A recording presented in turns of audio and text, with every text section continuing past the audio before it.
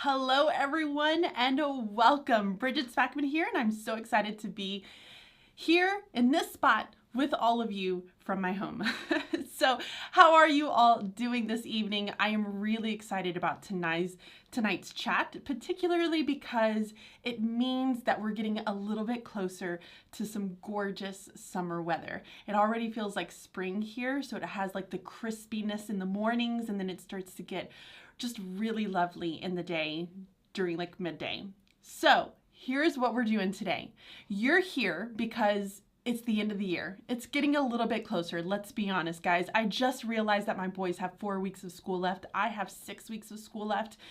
And while I am counting down, it's not because I want to be done. It's always because I feel like I have so much that I want to get done before that end of the school years, and I just want to just savor the times that I have with my students. And I really, really love my class this year. I love my classes every year, but this year I really love my class.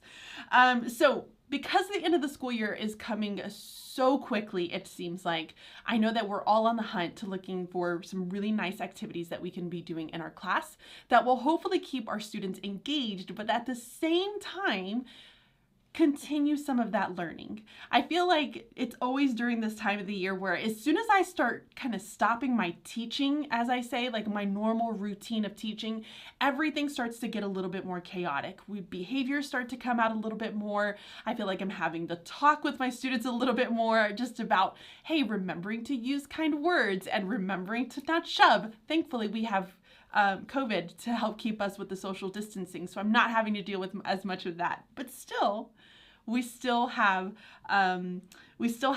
those times where we're talking about using kind words and being nice to one another. So I want to say hello to all of you guys that are in the chat. I saw Allie is in here. Tara, welcome back, girl. So glad that you're able to join us.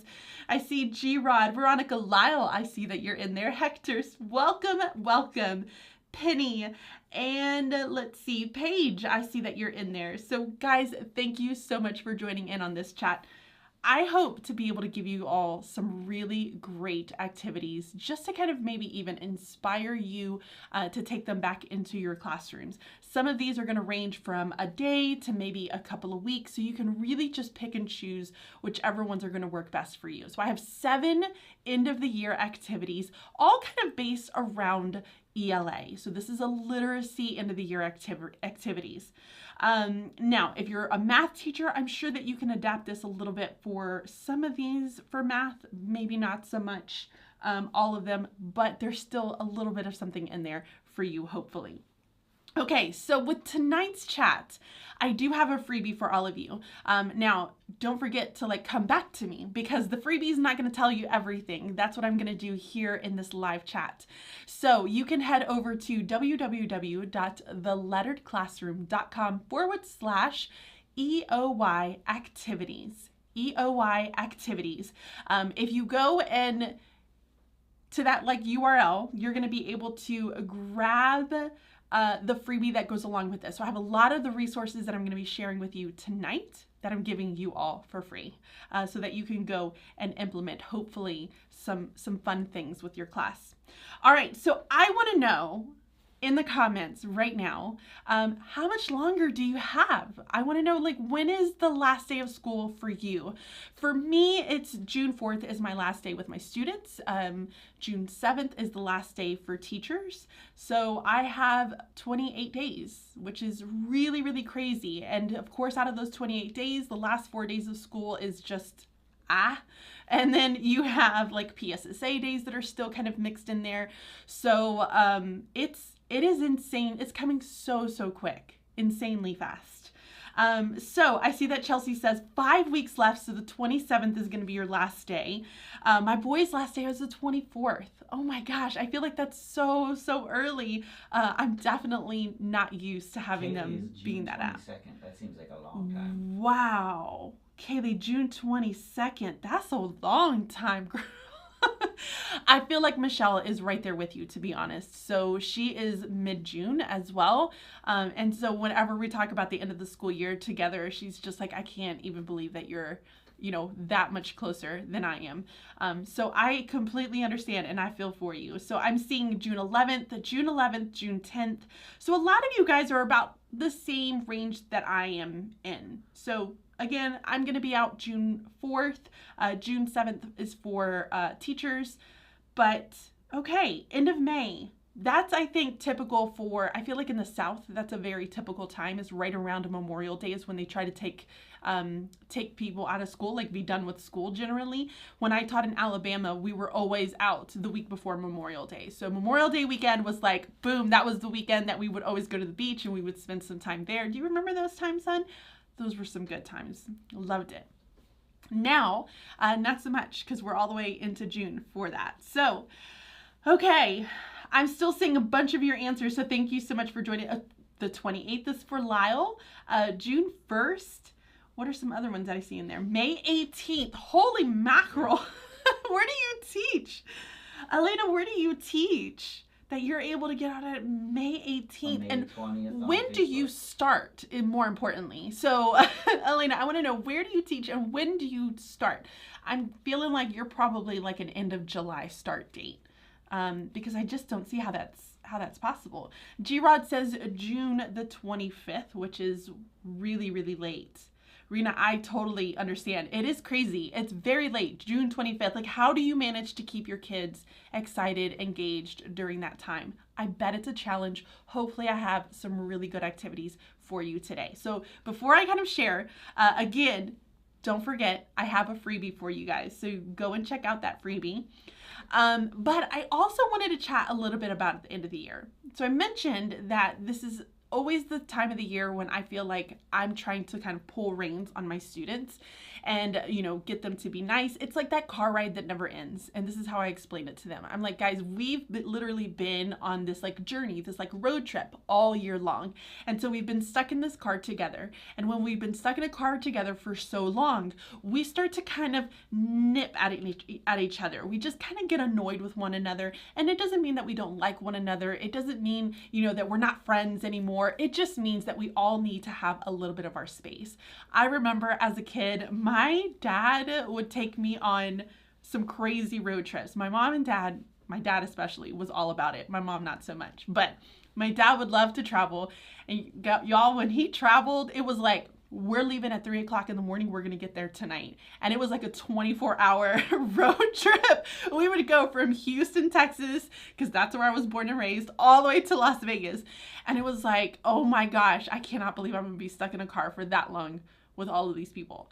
And they were my family. But by the end of it, I about wanted to choke slam every single person. I was so crabby. And I'm sure my mom was too. But it was always funny because once we got to the house in Vegas, because my family has like a vacation home there, once we got there, everybody would just go to their rooms and we would all stay away from each other for like the next 12 hours to be able to recoup from that. School is the exact same way. Our kids have just been together for a really long time. They're ready to have a break. So to help kind of push us to that point, I like to incorporate activities that are still related to content that we're learning, either as a review because I've already taught everything, or if you have to still teach some of those standards, you can incorporate that into the activities that I'm going to show you today. I don't necessarily like to go, all right, we're just going to kind of go to like the game day, the puzzle day, the like beach day. Have you guys like tried those? Come on, raise your hand if you have. Like, let me know in the comments. Don't be shy. I definitely have. I've done it many times. So it's just those moments of survival, the movie day, and you tell your kids like, hey, I want you guys to bring in a game board, and then you're just gonna let all the kids play game boards that day, or bring in a movie and we're all just gonna watch each other's movies. Got to be careful on that one. Or, hey, I want you to bring in a toy. We're all going to play like toys or whatever it may be. I don't necessarily like to do those until like maybe the last day or two because kids tend to get a little chaotic. And by a little, I mean a lot. and they start to become really difficult to kind of control. So when we incorporate a lot of content into these like more fun-ish end of the year activities, it will still keep them engaged, but it's more of a serious engage versus a woo, it's a free for all for everyone and we're all just gonna go wild because it's summer. We don't necessarily want to get to that point yet. So all of these activities are going to be things that you can incorporate into your day that still engage kids, but also has quite a bit of learning with them. Okay, so here's how I typically will do it. Now, I will try to keep my norm, and I'm going to put my norm in quotes because it always gets a little bit kind of wonky, or especially around PSSAs. But my norm is going to be like my groups, my normal, just typical schedule that I've been following for the majority of the year, right? So I try to keep that as long as I possibly can. And normally it's around like the second or third week before school ends. So 2 or 3 weeks before the last day of school is when I will start to change things. And when I change things, this is when I start to incorporate some of the activities that I'm going to share with you. And I promise I'm jumping in. So I think for me, the biggest part of all of this is like the novelty, right? We all like things that are new and fun and creative. And whenever you get something new and exciting, you just want to do everything that you can with that one thing that you got, right? Because it's fun. It's a novelty, right? After a little bit, that novelty starts to wear off and then it's not so exciting anymore. So these activities are all about the novelty. It's about hooking them, getting them excited, kind of pulling them back in during that time where they're starting to kind of unwobble. I kind of think like a, what is that called? Like a topper? Top. It's like a spinning top. So as soon as you start to see that little spinning top start to wobble a little bit, we're going to kind of pull it back, stop it, and then respin it so that hopefully we can keep them together and engaged. So, you ready? I am going to go ahead and start jumping into these activities. Don't forget to go to theletteredclassroom.com/EOY activities to grab the freebie. I have a lot of resources that I've put inside of there, along with all of 7 of the activities that I'm going to talk about tonight. Okay, so let me know in the comments that you're excited. Say yes, say, you know, what did this spirit fingers? Give me something. Let me know. I'm going to grab my drink of water. Did you already mention the BLC chat on Thursday? I did not. Thank goodness my husband is here because I always tend to forget these. So I have for my BLC members, so if you guys are in the chat, we have a live Zoom chat that we're doing on Thursday at 7 p.m. Eastern time. I think Trent's going to end up putting some information in there, maybe even sending an email. I'm looking at him trying to figure out if that's what he's doing. He doesn't know about email, but definitely going to put it into the forum. So be sure to check that out. Thursday night, this Thursday night, we're going to do a Zoom chat. You guys will not want to miss this. I promise you. Like, please don't miss this because I think you're going to be really excited. I'm very excited. And I'm excited to share all of the information with you. Okay, so now we're going to move on. I see some people are excited in the chat. Thank you.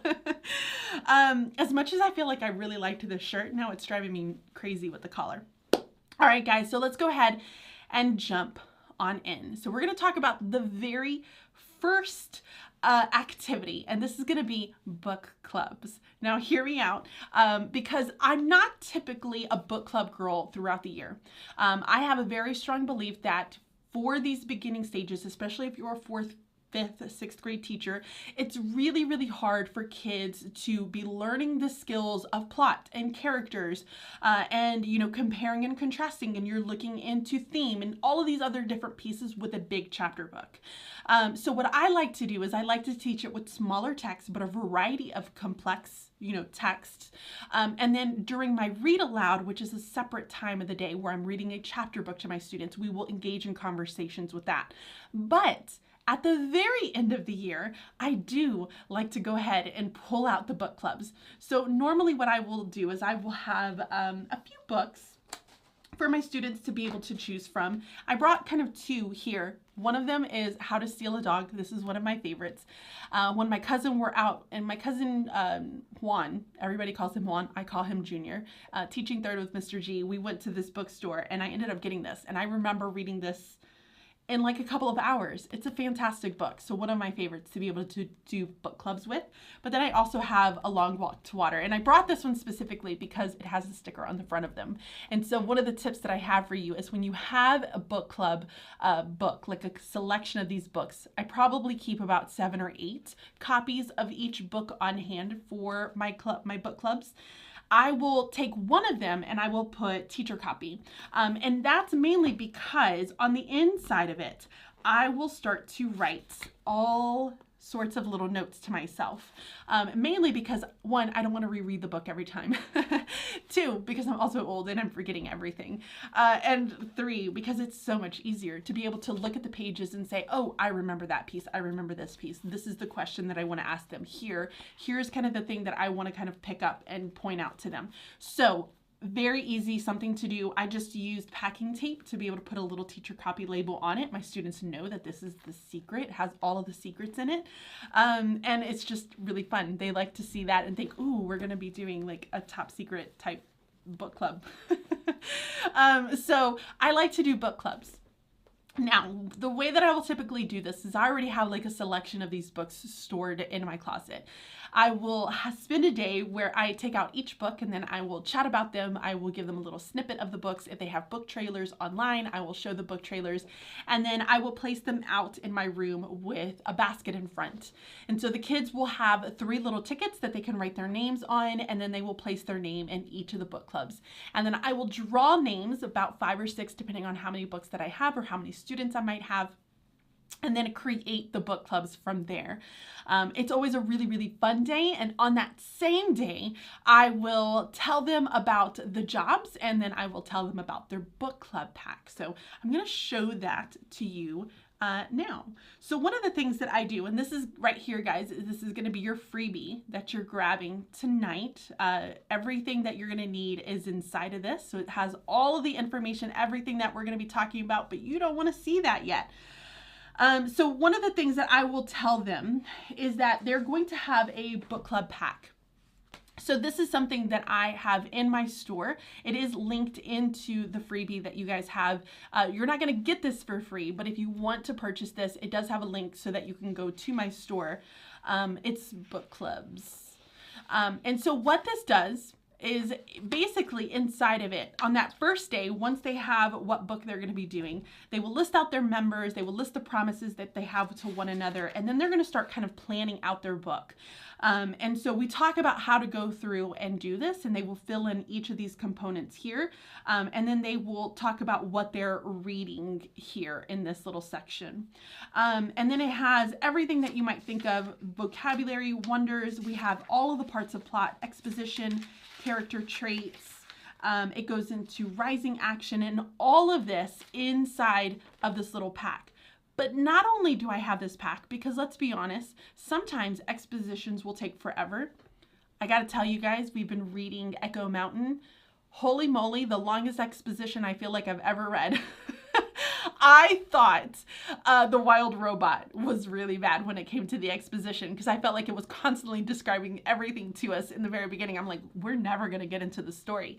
Echo Mountain, I feel like we are finally in it, and it is so good. So good. Okay.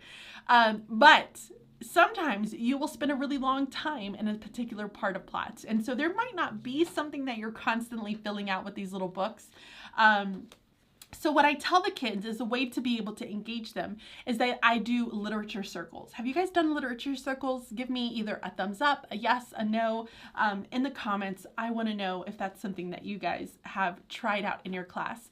So I've definitely had literature circles. I even did a version of this in kindergarten, which was really, really cute. But now that I am in upper elementary, 4th, 5th, and 6th grade, I love literature circles. I think it's a great way to incorporate getting them thinking, and I do them just a little bit lazier than real literature circles. So I'm going to share that with you guys right now. So let's go to look at that.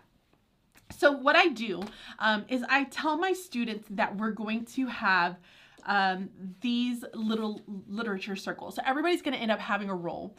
So we have the summarizer, we have the vocabulary enricher, the discussion director, illustrator. These are all of the roles for true literature circles. Now, behind each of the roles is going to be a job description of that role. So you can see here, the travel tracer, it's going to kind of give them, oh, here's what you're doing. All of them have the roles, and all of these are going to be available in that freebie tonight, so make sure that you grab that. But one of the things that I tell them is I will normally have these laminated. Sorry, I couldn't find them. They're somewhere in one of my closets, so I had to make some new ones. But laminate these, put them on a lanyard so that the kids can end up wearing them, and then they have their roles here. So what I tell them is that their roles are going to constantly change. So that's the thing with literature circles, is they're not going to have the same role every time, because you want them to have opportunities doing different things. And so on that reading that they have to complete, they're going to do the role of that specific job. Now, here is where I go a little bit lazy, because a lot of these literature circles, most people will have them fill out some form of a graphic organizer, which is totally fine. You could totally do the graphic organizer. Again, it's the end of the year. I'm just lazy. I don't want my students to have to feel overwhelmed at the end of the year. That's not the point. The whole point is about having conversations, meaningful discussions, engaging in a text, engaging with one another. So I'm not really stressed out about the graphic organizer. So basically what I do is I say, you're going to take some sticky notes and you're just going to do it on there. So if you have a vocabulary word, write it there, put it into your book. If you find a quote, write it there, put it in your book. If you have something that you want to visualize because you're the illustrator, draw it on your sticky note, stick it on the page that you felt like you were compelled to draw something because it was just that amazing. And then you can share your sticky note. I like the sticky note version way better, because as they're sitting down, what they're going to do is they're going to pull up, they're going to say, oh, on page 3, I have here this sticky note, and here's the picture that I ended up drawing. And I drew this because there was these kind of keywords that really came out to me. And it's just an easier way of doing it. It's less stressful, less prep that you have to do. And once you laminate these and you put these on little badges, you can use them year after year, unless you are like me and you lose them. And then you just can't. So just don't lose them like I did.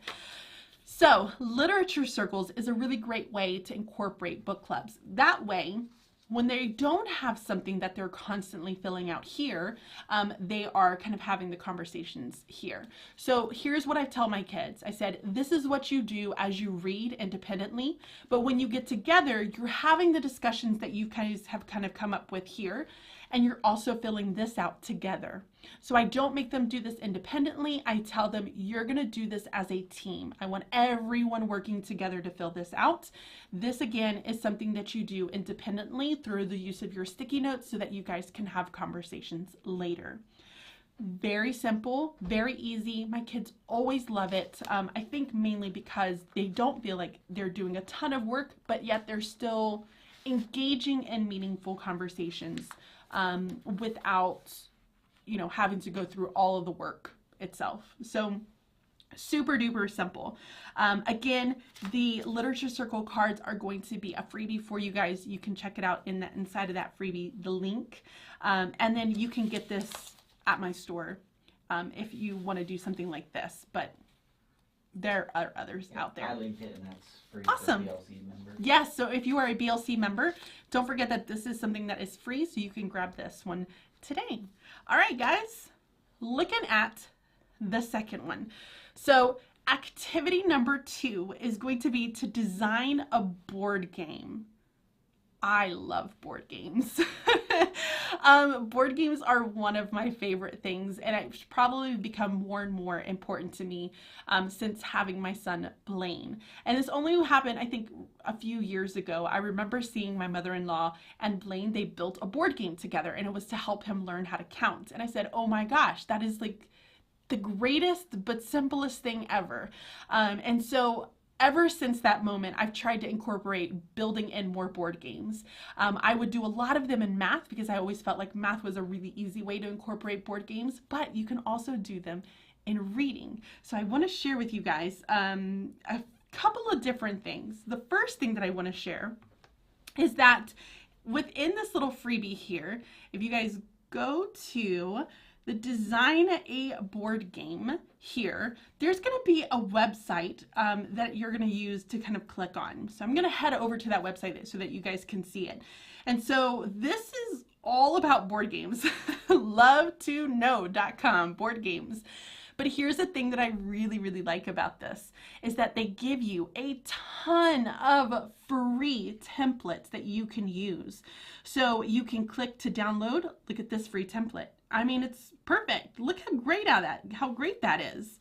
And they give you a ton of different ideas that you can do with this. Very simple that you can incorporate into your classrooms. They even give you, I think, some game pieces towards the very end. You got bingo ones. How amazing is that? So you have game cards that the kids can end up using. And then they also have game pieces if you want them to be able to make some game pieces. I like teaching them the structure of this so that they can then create their own game piece versus using the clip arts that they give them here, because kids are really creative. Printable dice, if you want to give them some dice to be able to take, and then they can also make their own dice. So whatever is supposed to be on here, they can create their own. And then it kind of gives you some instructions here. So here's kind of what I did. I went on ahead and I created a template that I've used before. And in this template here, you're going to see that it has just some basic criteria. And this is the way that I have my kids kind of brainstorm their game boards. I try to keep this as generic as possible so that you can use this for any type of content area. So you can do the concept or the title of the book, discuss how are you supposed to win, what materials are you going to need, oops, sorry guys, how do you set up the game, what do players do on their turn, and then how do you move across the board. So all of these are a very simple way for incorporating some of those board games. What I love about this is that kids can do this with any sort of an article. They can do it with a picture book. They can do it with previously read text that you've had from the year. And then they can incorporate a lot of the strategies that they have. So maybe their game board is going to be all about character traits or about their character. And so they're going to ask you different things about the character and you have to kind of move across the board. Maybe it's going to be all geared around plot. Maybe it's going to be an incorporation of all of these different themes that they've learned about. And so it's going to ask them questions from different stories, like what theme was this story? And that helps to kind of move them across. So kind of get them thinking about the concept itself. And so that way kids can start to create their questions and build it. It's really fun. Then they can kind of move their boards around and everybody ends up playing them, especially if you have really short articles or really short stories that the kids are reading. They can read the stories first as a group, and then afterwards they can end up playing the activity that other students have created. I think there is just something so great about having kids build their own board games, and they become so invested in it. They are really excited about it and they want to share it, and they really try their very hardest to make it as challenging as possible. They don't go easy on one another, guys. They're actually pretty tough cookies when it comes to making sure that you know your stuff. So board games is going to be a really simple one. I think that would end up taking you a good week if you wanted to incorporate that into your class, but that could be an entire week activity because you spend a day planning, you spend a couple of days prepping, and then maybe you spend an entire day where you're just playing the game itself. So very simple, very fun, and extremely effective. Miss B says, amazing ideas. Thank you so much. I am very, very excited that you are enjoying this. So Kelly over here says, I do a beach day, dame day, camping day, movie day. Girl, you are already like jumping way ahead of me, and I'm going to get there in just a moment. So Lynette said, I had a lot of issues with kids forgetting what they read by the time they were ready to do their job. I agree. I think that's really, really hard. So one of the things that I tell them is that when they have the sticky notes, they're doing it right then and there versus them just waiting to do the graphic organizer at the very end. Sticky notes is immediate. And then there's not the pressure of I've got to fill in this whole space. A sticky note is small. look, like I can just draw a little picture. I don't have to go all out. It takes away that intimidation of, man, I've got a lot of stuff that I feel like I have to cover. It's little. They're just sharing snippets. The whole purpose is to help you build a conversation and to have a conversation about all of these different elements. So something that is just, it's way easier on my part. Like I said, I like to simplify things. I don't like to make things more difficult for them or for myself. Okay, let's see. Board game sounds like a fun activity for the end of the year. You know what, Lyle? I asked my students and I said, would you guys like to do board games? I asked them about all of these, and I am very proud to say that all gave me thumbs up, because I wanted to make sure that these were things that kids were really going to love. And so all of my students, I think it was on Thursday, I ended up asking them, hey, is this something that you guys would like to do? And they were all very excited about it. So these have all been thumbs up approved by my class for you guys. All right, so let's go ahead and jump into the third activity, which is what Kelly was already jumping ahead on that one, and that is to have theme days. Oh, still my heart, guys. I love a good theme day. I have been doing theme days since kindergarten. They're so much fun, and I think there is something so special and engaging when it comes to being able to have an entire day revolved around this theme. Now, I'm going to kind of pull you back just a little bit and just remind you that when I say theme day, I'm not going to just have like a camping theme, and then that means that I'm just going to decorate my classroom in a camping theme, and then we're just going to have flashlight read the entire time. No, there's going to be real content that my kids are digging into. And so what I would do is I would come up with the book, I would come up with an activity, some sort of a craft, some games that were revolved around it, and I would build an entire day around this theme. And it was always ice cream is my favorite. I think everybody pretty much does ice cream, right? Days. Do you guys do ice cream days where you make the ice cream and the kids go to eat the ice cream? Please tell me that you do. Because this is like a huge favorite of mine. So one of the things that I do have for you on this is going to be a planner to help you with developing theme days. So let's talk a little bit about this theme day planner. So with the theme day planner, I mentioned to you guys that I have certain things that I'm going to be working on. So one of the things that I do is I pull out books. So what are some books that I absolutely know that I can read on that particular theme? And so maybe I have a book title here, so I might put the title here, and then I might tell what the skill is there, right?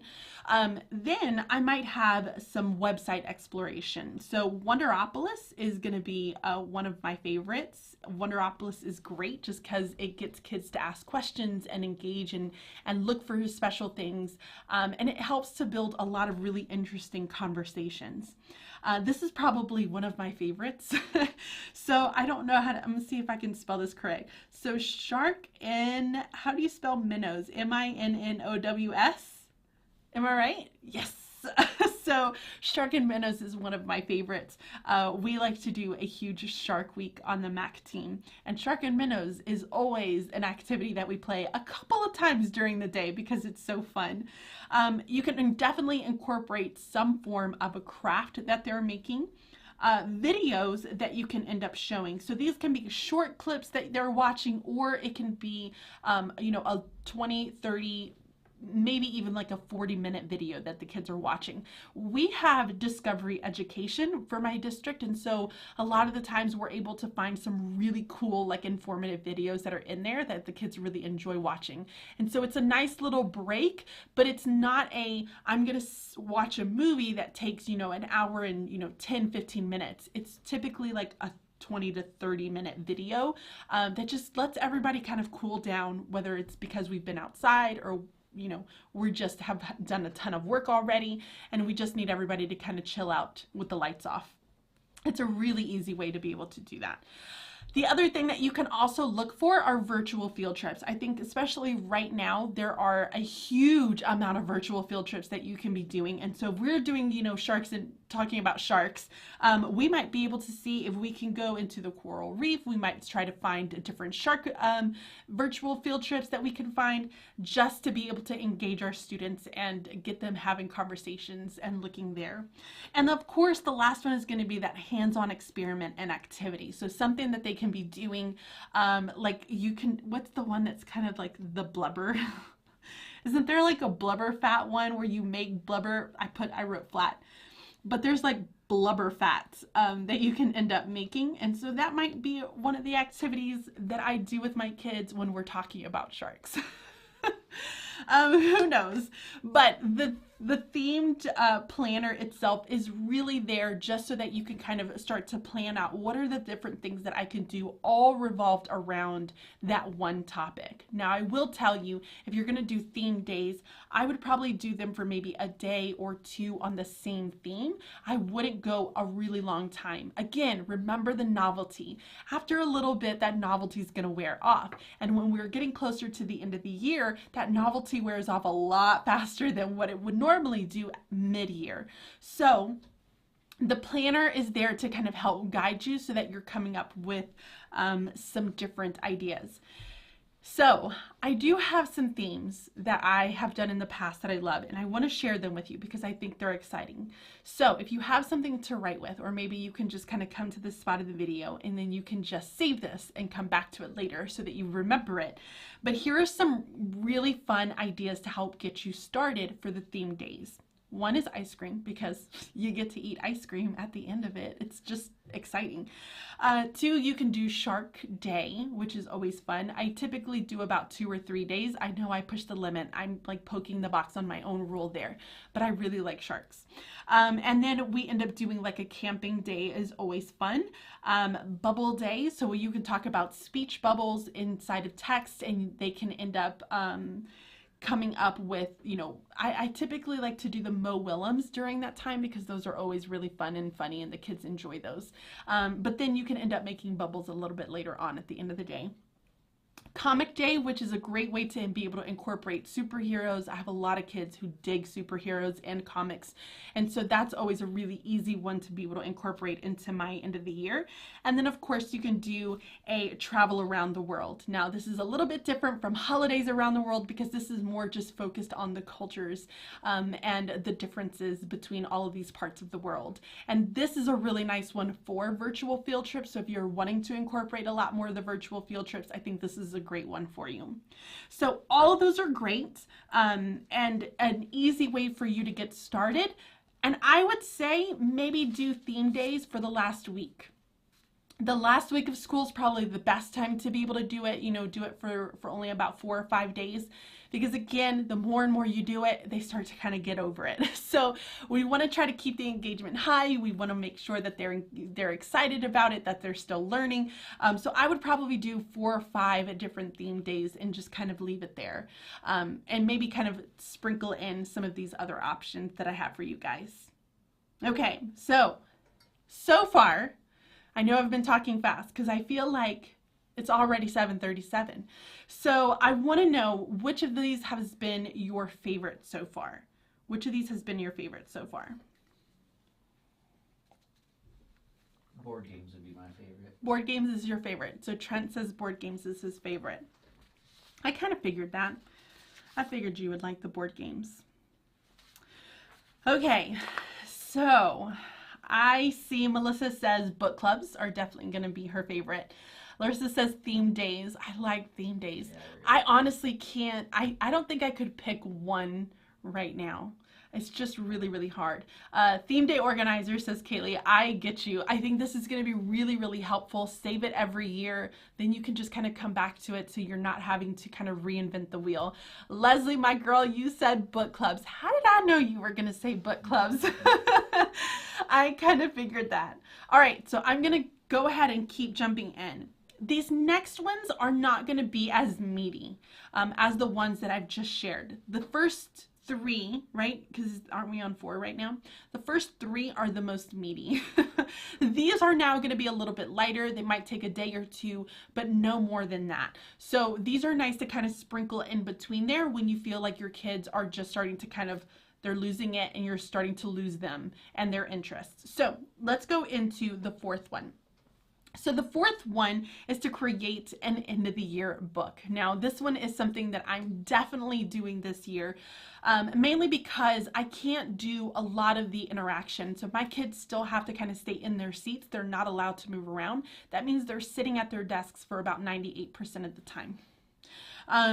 But it is what it is. We're going to move on. So one of the things that I decided to do, and I will tell you guys, I don't do an end of the year gift for my kids. I don't like to buy them things, mainly because the only thing that I can get them is something super cheapy, and I just don't feel like they're going to keep it. As a mom, I'm like, please don't give me more junk that I have to figure out what to do with. I'm sorry. Like, I'm going to say it. They don't last. So here's what I typically do instead. Normally, I will tell my kids, hey, we're going to do an end of the year party. And so when we do an end of the year party, I mean, we go big on our parties. Like, we have big, huge event, and I go all out on the event. But that is my goodbye to them. And I will normally take a picture, and I will give them a picture of the class. But that's it. Like, I don't do much else than that. Just because, again, I think it's just too much stuff. I just don't like doing stuff. I'm trying to get rid of stuff. And yet I'm about to show you more stuff. All right. So let's go ahead. I'm going to show you this part first. So the organizer that I have is an ABC end of the year book. And with the ABC end of the year book, the idea is exactly what you're thinking about. They have to come up with either an activity that they've done, something that they have learned, or somebody that they know either in the building or a friend in the classroom. I tell them not to go to like other kids in different classes. I'm like, it needs to either be like somebody who's a teacher that you know here and have worked with, or it's like somebody in our class, because the whole purpose is about our class, not all these like random people that you know from other classrooms. Okay, so we have an ABC organizer, and so it's a very, very basic organizer, and I'm giving this to my students this year to kind of start planning out their books. So what I have done, because I can't do a party for my students, is I'm doing a bear book. Now, mine is like, I'm just starting to plan mine out so that I can end up showing it to them. But a bear book is essentially just a blank book. This is kind of what it looks like. You can go to Bear, B-A-R-E, not B-E-A-R, it's B-A-R-E, books.com. I've used these before and I love them. So the kids are going to end up drawing out their covers. They can use anything that they want to use, and they're all just blank pages on the inside. So once they kind of have their planning done, they're going to say, hey, I'm going to do my A here. I might also have a B, C here, but it's to help kind of plan out what are they going to be putting on each of their pages using the sticky notes. And then they're going to start decorating. So they'll take everything from their planning page and incorporate that into their books here. My plan this year is to, at the very back, on the inside cover, is I'm going to have a picture here with a little letter to each of my students so that they can take them home. So again, because I don't really get to have that party, I wanted this to be something special for them. And to me, this is like taking those memory books that you can find that are like, you know, who's the principal, what was your favorite thing this year, you know, who did you have for art? Y'all know what memory books I'm talking about, right? It's like the memory book that everybody does. It's like taking a memory book to like a whole nother level where it's more personalized to your class, what you guys have been learning, what you have been doing. And I think it's got a nicer feel and touch to it. Plus I have like 75% of my kids in my class are very artsy, very like, they all want to be writers. So this is perfect for them this year. So, it's just a very simple way. Now, if you didn't want to go with the hard book route, you could just take the template here. There is like a little line there that the kids could end up cutting off. They can create covers for the front and for the back, and then you can just kind of staple it together if you wanted this to be something a little bit easier instead of having to go the full-blown hard book route. Either way, I think it's a really great activity. I told my kids that we're going to start working on them right when we finish Mountain Math and Target the Question. So that's normally our morning meeting activity. And we're going to be finishing at week 30. So I think we said, I think I have like 2 more weeks left. And then once those 2 weeks are left, this is going to be what we're doing in the morning times, because I'm going to kind of check off each of the students. So they're going to have like certain dates that they have to have so many letters done by. So I might say on the first 3 days, you need to have letters, A through F done. And I'm going to come around and just kind of quickly check off that you have those finished so that you don't get too far behind on that. I just think it's going to be something a little bit more special. I mean, what do you guys think? Do you find that this type of a memory book is just so much more touching and individualized versus kind of the generic memory book that has just the clip art and everything else on it? I feel like for me, if Blaine or Ian brought this home, I would want to keep this more so that they could go back and look at it and be like, oh my gosh, I remember that year. I already have kids I know who are going to use C for COVID. I mean, whatevs. So that's going to be one of the things that I'm doing this year. It's just super touching. All right, moving on to the next one. Activity 5 is going to be letters to next year's students. This is another one that I absolutely love, mainly because, one, I like to hear what my students have to say about me. And normally it's to say about how picky I am, all of my pet peeves. But they also have some things that they will say like, oh, you're going to learn this year, or, make sure that you don't do this because Mrs. Spackman doesn't like it. It used to be the pencil sharpener. I can't say that about the pencil sharpener this year because I can't touch their pencils. So they have to do it on their own. It's really kind of pulled me out of my own box, guys. So I love letters to next year's students. And so what we do is we kind of come up with a list of topics and ideas that kids can incorporate into their letters. And so some of the things that we talk about is, hey, tell them something that they're going to learn. Tell them about a pet peeve that I have, rules that they need to make sure to follow, the best books that you're going to read, and maybe something that was just a fantastic memory that you wanted to share that happened to you this year that, could give them some little insight into what the next year is going to be like. The best part is seeing the kids open these letters at the beginning of the year and being able to take those home. I think it's just really, really sweet. It kind of helps to ease some of the oh, I'm a little nervous. Now, for me, because my kids are multi-age and they are all in the same class, it's more so a letter of, oh, now you're a 5th grader and this is what it means to be a 5th grader now. And now you're a 6th grader. Here's what this really means to you. And now you're stepping up the leadership role and here's how we can do this. So I think you can make it work for your class, but it's something definitely that I do every year. So one of the things that I have for you guys is going to be just paper. Just paper. So I am that teacher that I really like the little apple borders. Not every teacher likes that, and I completely understand. But I have 3 different types of papers here. Up here, you're going to notice that it has a spot for like a dear, upcoming student, dear 5th grader, dear 6th grader, whatever you want to put, has a spot for them to be able to write. And then down here, it's a shorter one. Now, that's for their kind of signature piece. Now, if you wanted them to write more, this one starts it and has an entire line. This one just has all lines. So I think you can kind of make it work for however you want to use it for your class. But I also have different borders. So you also get stars in there. And then you get these like line with the little squares and dots. And then finally you get this kind of swirly one. I don't know. I thought they're cute. It's something very simple. And then obviously you can get blank ones just so that you can have kids be a little bit more creative and build in their own border there. Very simple. I like to have my kids create their own envelopes and then decorate the envelopes for them. And I think it's just really, really sweet.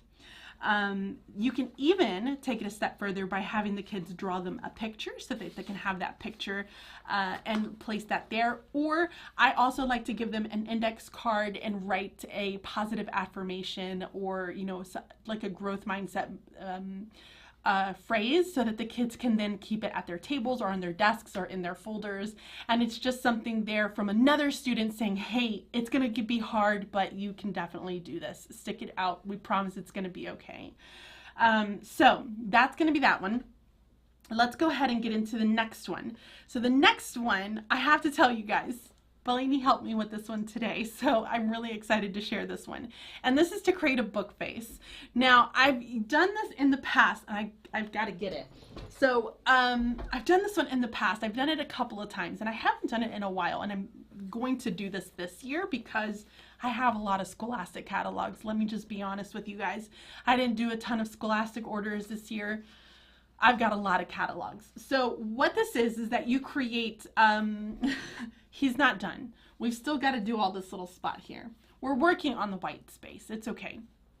So what you do is I will take my students one by one and I will have the projector turned on, and using just like the 12 by 18 construction papers, I will basically trace their silhouette.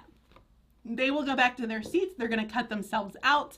And then using your Scholastic catalogs, they can cut out the books that kind of represent who they are as readers.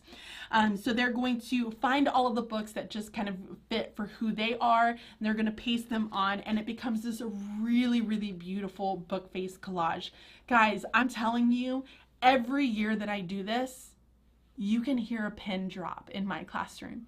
It is so quiet.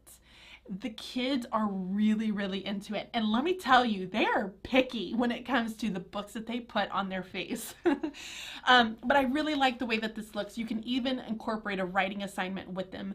Just talking about like, who am I as a reader? What do I kind of represent? Like what books represent me and why they represent me. So I have a lot of like weather books, so like hurricanes and earth and science, because I'm really interested in those things. Fun fact, I wanted to be an astronaut when I was little, so along with maybe everyone else in the world. So you can have them incorporate a little writing assignment to go along with it, but I think that these are really fun and sweet. They'll take you about a day or two. I do recommend that if you do this, you find a bucket of some type for each student because it's going to get messy. You can see here, like a lot of these are all cut up, and this is just from Blaine and I doing it today. So have a bucket. I get these buckets from Walmart. I have an entire class set. This is what I used in kindergarten for their little cubbies. And now I just use it every time we do one of these giant projects, and I just want to maintain the mess. Super easy to kind of store it in there. And then when they're done, they can just dump it out into the recycling bin. But one of my favorites. Guys, this is my baby's profile. He is adorable. Right? Look at that. That is a good looking guy right there. All right, I'm done with that, I promise. So that is another really easy one. And then finally, the last one for you guys. And I'm actually going to move my iPad so that I can show this one. So this one is going to be Blackout poetry. Now, hear me out. I love Blackout poetry. I mainly love it for when I find books that have been really, really loved. For example, this guy, really loved. Pages are kind of messed up. Everything is just, the glue from the binding is all coming off. It's just been loved. And so instead of throwing it away, what we do is Blackout poetry. And so I tell the kids that they're going to have a poetry night. So this one's really fun because I will do a, what do they call them? Like a poetry house. It's like a coffee house kind of vibe where they all have like the little black hats and they all got the black shades on and they're all wearing black, and then everybody's eating bagels and drinking coffee and they're all really cool and jazzy. You got the jazz music in the back playing. I've done this before. It's really, really fun. But you can have them create poetry. And so I'm going to show you. This one's not blacked out. I'm sorry. I forgot to do that, but that's okay. You're going to be able to see it here. So what I do is I tell the kids that they're going to come up with the words that they absolutely are going to incorporate into their poem. So this little poetry I came up with. My husband actually did a way better job than I did, but I don't want to acknowledge that or look at him at this moment. So this one says, "Good," he said, "dropped that moment in time." And so it's something very simple, but then the kids would then go and they're going to color this in and black everything out using a marker, probably not my pencil, where all you see are the words that they are going to read. So what happens is I will have kids who get really crazy with this. They will create designs. So I remember one student one year had the design of a wolf head. And then inside of the wolf head was the poem that they created using the words inside of the book. And then what I do is I just kind of create like a stage. I put black paper on the back. I put like the poetry night like on the board, and then I will have like a spotlight for them so that when they stand up, they have a spotlight, they have a microphone. I have black shades, a black hat, and they go up there and they each will read their poems. I bring in bagels, some hot chocolate because we can't do coffee, but I bring coffee for myself. And then the kids will all snap because that's the cool thing to do.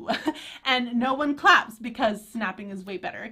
And it's just fun. It's like a fun little activity that the kids will be able to do.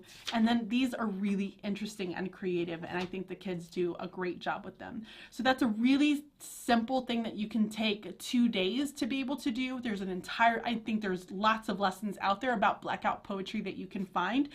But make it your own. It doesn't have to be one word. It can be phrases of words that are in there so that the kids can kind of come up with their own unique little poem and then black everything else out. So that's going to be that one. But I do have a bonus.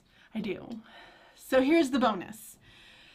There's nothing wrong with having a good old day where all you do is clean up. And by cleaning up, I mean they're organizing your libraries for you. They're organizing the materials. They're taking task cards or games or activities that you've done. They're matching them up and they're telling you what's missing, or they're telling you, here's how many of this that I end up having. I think the kids really enjoy those days. The only thing is you don't want to drag those days out. So I would spend maybe a day or two, and towards the very end of the school year is always really exciting and fun. And kids love being helpers. And so when you tell them, hey, I know that you are really good with libraries, or you're really good with task cards and you're organized, let them sit there and help you organize, because then it's less that you have to get done for the end of the year. But hopefully all of these activities are something that you guys can incorporate into your end of the school year plans, whether it be, 15 days from now or 30 days or 2 months from now. I think these are things that you can incorporate that will still keep your kids excited, engaged, learning, and hopefully not driving each other crazy. So on the Blackout poetry, yes, you just give each kid a page? So typically what I will do is I don't try to just give them one page. I will probably have a bunch of these pages like ripped out for them, and then I let them switch out pages. So what I will tell them is I say, hey, here's what I want you to do. I want you to read the page a couple of times. And I said, and as you read the page, I want you to find words that really stand out to you. So one of the things that really stood out to me on the page that I was looking at was moment in time. That really stood out to me. So I said, okay, I can come up with something about moment in time and to build an entire poem off of that piece. But if they don't have something that is really kind of getting to them in that one page, have them switch it out. Go and find a different page. It doesn't necessarily have to be the one that you give them, but it just has to be something that just kind of, ooh, I like that word. That's a great word. Now, how can I make this into a poem? And let them kind of try to revolve everything around that word. Does that make sense? Yep. All right. Guys, I'm telling you, I feel like I've been sharing so much lately. Like, I'm getting really close to that 8 o'clock time. It seems like every single live chat. But I really do hope that you guys have enjoyed these. Okay, so now that you know all 7 of them, now which is your favorite? Which one do you feel as though you are absolutely going to take back into your classrooms and start using, once you start getting a little bit closer towards that very end of the school year? I want to know. Put it in the chat. Let me see what you got. Or if you have a different activity that you like to do inside of your class that you know works, and it's something that you live by and you will share it with every single teacher friend, share it with us. We are teacher friends. I want to know, what are you guys doing inside of your classroom that you are absolutely going to be using this year to help keep yourself sane and your kids? Let's just be honest. It's an important time of the year for that. Zoom chat Thursday, BLC. So guys, don't forget, if you are a BLC member, We are going to have a Zoom chat Thursday night at 7 p.m. You will not want to miss this chat on at 7 p.m. BLC people, because I have something very exciting that I'm announcing to you all. So please make sure to kind of carve out just a little snippet of your evening Thursday night, 7 p.m. Eastern time. Just head over to the Bridging Literacy community. You'll be able to find a link there for that chat very, very soon. So Penny says, I'm very curious to try the poetry. Definitely try it out. One of the things that I've done is I just have kids go through my books, and then they will find books that are just, again, like I said, very, very, very loved that we don't want to get rid of. And then just have a variety of them, and then maybe just kind of tear out a few pages so that you can start kind of playing with it. And I recommend you going through the process a few times. So have a few pages where you've already got them ready to go so that you can model it for your students and kind of figure out what really works for you. For me, it's finding the one word or phrase that just stands out in that page that I'm then able to kind of circle and then build my entire poem around that piece of it. Lyle says he wants to do the Blackout poetry just for the bagels. I know. Bagels are good. They're fun. They're good. They're tasty. All right. Well, guys, I hope that you all enjoyed this live chat. It's been so nice to sit here and chat with you all and seeing some of your comments. I really hope that you found this useful and that you're able to take back some of these activities into your own classroom. Don't forget that if you joined in a little bit late, go back, rewatch this live. It's going to be up on my YouTube channel, but also to check out the freebie for it. So you can go to theletteredclassroom.com/EOY activities. You're going to grab that freebie because it has a lot of the resources that I talked about here inside of that. So then that way you're able to use it. If you do not teach ELA, no worries. I think game day is going to be something that's great for you. I think the end of the year book is still something that's you can incorporate into your end of the year activities. Theme days are definitely going to be things that you can incorporate. So there's still something here for you even if you don't teach ELA. But this is mainly ELA because that has a little close spot to my heart. All right, my friends. Well, I'm going to go ahead and end it here. It was so lovely being here with all of you tonight. Don't forget to give the video a thumbs up. Subscribe if you haven't already, and go ahead and click the notification bell so that you can get notified every time I go live or I upload a new video.